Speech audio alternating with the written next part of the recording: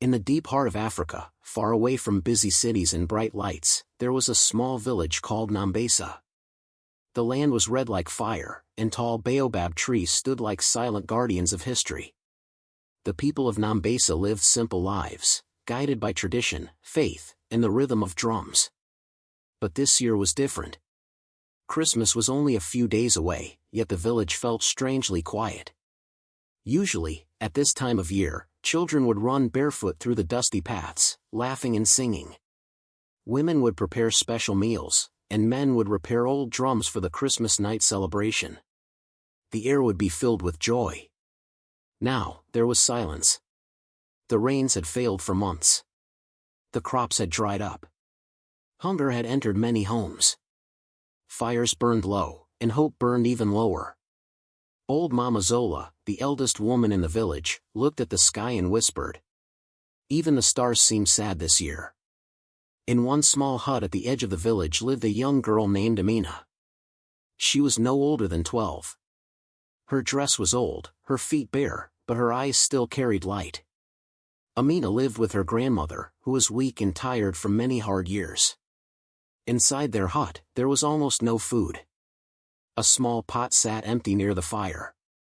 Amina looked at her grandmother and asked softly, "Grandmother, will Christmas still come to Nambesa?" Her grandmother smiled weakly and replied, "Christmas always comes, child. Sometimes quietly, sometimes with pain." That night, as the moon rose over the village, Amina reached for her most precious possession, an old wooden drum. It was cracked and worn, but it carried memories of her father. She held it close to her heart. And though she did not know it yet, that drum was about to change the fate of Nambesa forever. Amina's father had been a drummer, not a rich man, but a respected one. In Nambesa, drums were more than music, they were voices of the ancestors, carriers of messages, and keepers of memory. Before he died, Amina's father had called her close. The fire was low, and the night was heavy with silence. He placed the old wooden drum into her small hands and said, "This drum is not just wood and skin. It carries hope.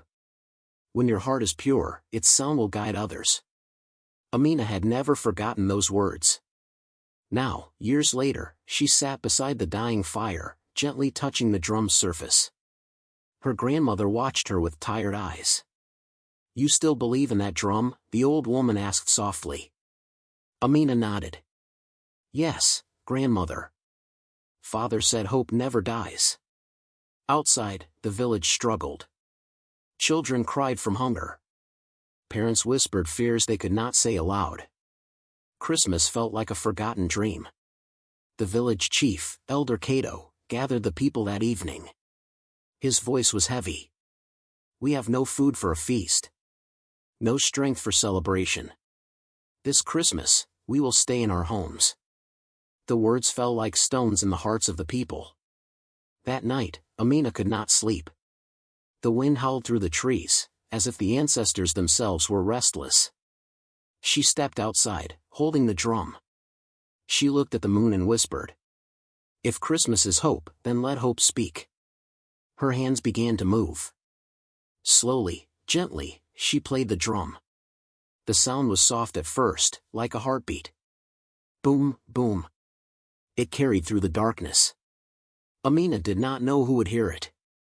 She only knew she had to play. And with every beat, something invisible began to awaken in the village, a feeling long forgotten. The sound of Amina's drum moved through Nambesa like a gentle wind. It slipped through broken doors, past sleeping fires, and into tired hearts. An old man opened his eyes. A mother lifted her head. A child stopped crying. Boom, boom. It was not loud, but it was alive. People slowly stepped out of their huts, drawn by the rhythm. No one spoke.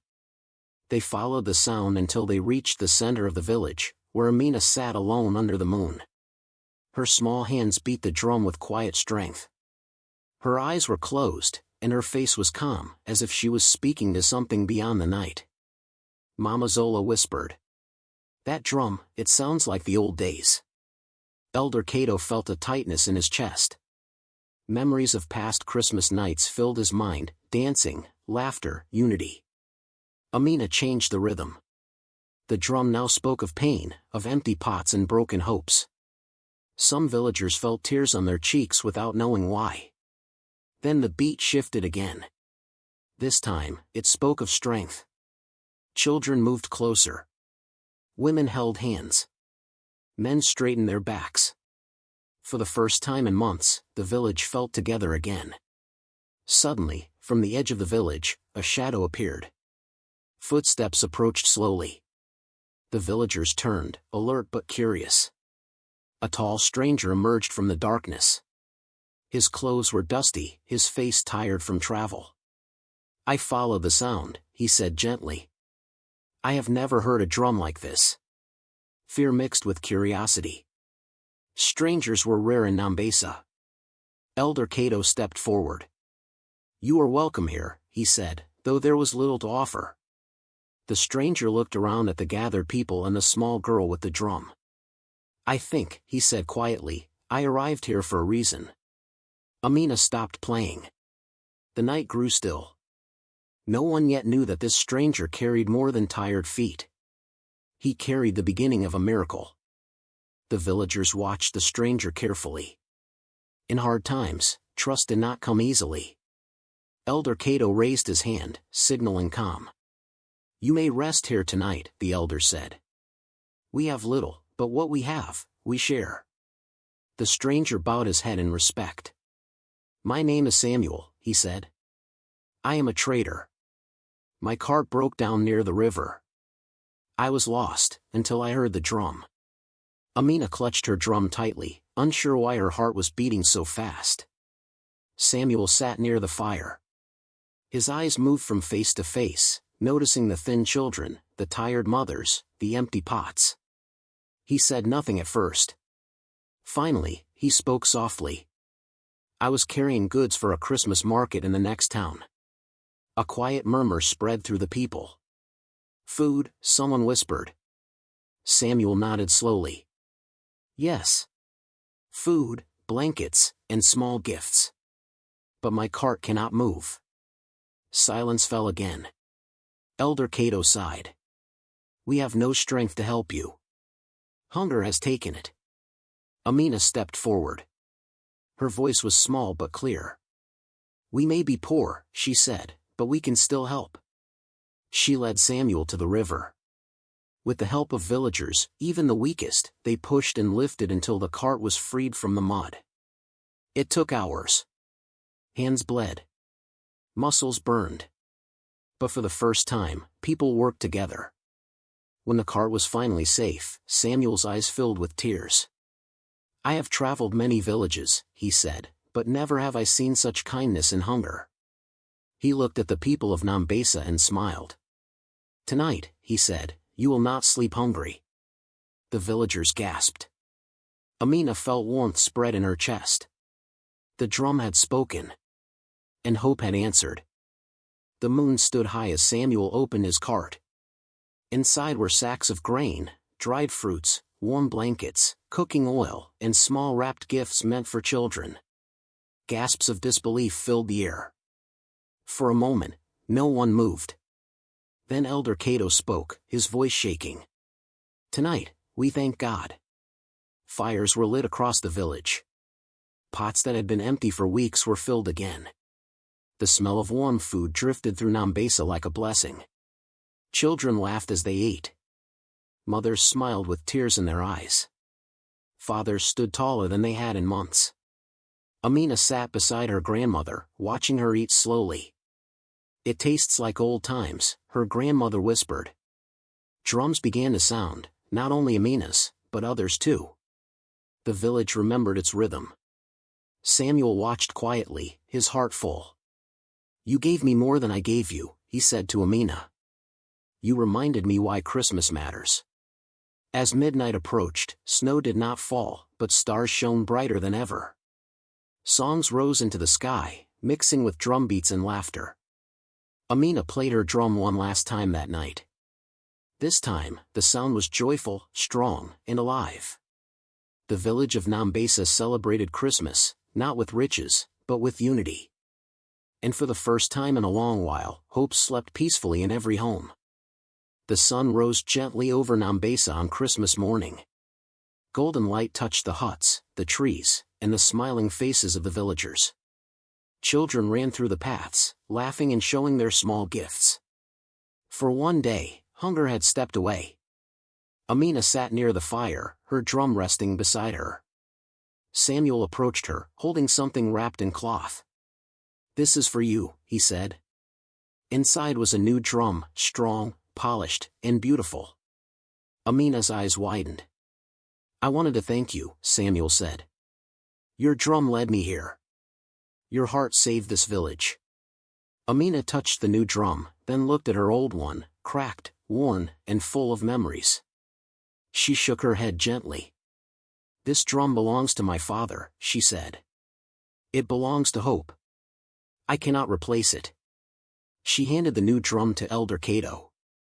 "Let this be for the village," she said. "So we never forget this Christmas."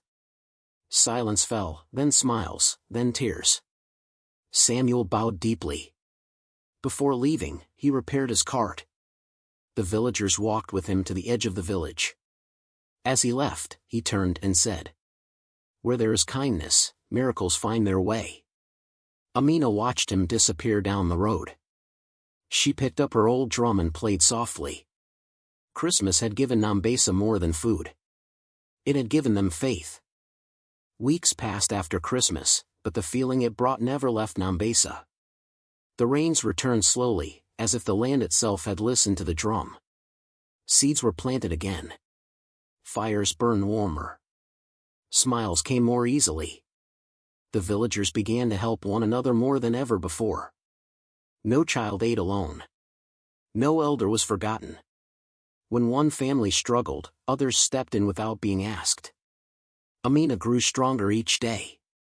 She helped her grandmother, fetched water, and played her drum every evening in the village center. The drum became a symbol.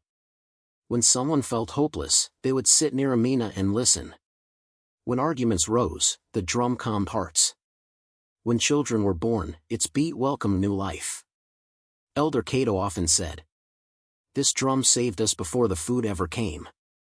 One evening, Mama Zola gathered the children and told them the story of that Christmas night, how a young girl's faith awakened a village. "And remember," she said, "hope does not come from riches. It comes from courage."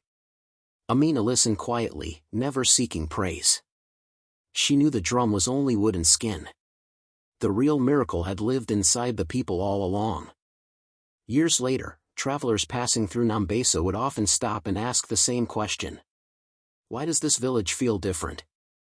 The people would smile and point to the center of the village, where a young woman sat beneath the baobab tree, a drum resting in her hands.